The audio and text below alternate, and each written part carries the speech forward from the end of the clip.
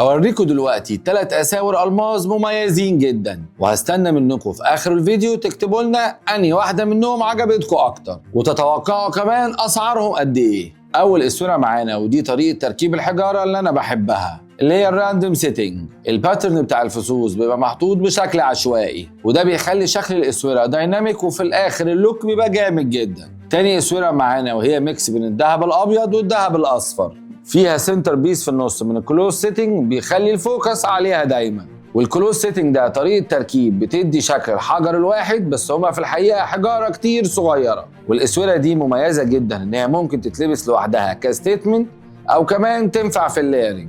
تالت اسوره معانا وهي من الروز جولد، الذهب بتاعها يعني روز جولد، وراكب بنفس الطريقه الاولانيه اللي هو الراندوم سيتنج، وفيها اكتر من كذا نوع حجاره، ماركيز وبير وراوند. والاسوره دي اكتر حاجه بتميزها للناس اللي بيحبوا السيمبل، حاجه سيمبل كده وتليق على كل حاجه، سواء لوحدها او برضه لو عايزه تعملي بيها ليرنج مع اي حاجه، وتنفع في الافري داي لوك او حتى في البيزنس والكاجوال. وبس كده، ما تنسوش تكتبوا لنا في الكومنتس على اجابه السؤال اللي سالناه في الاول.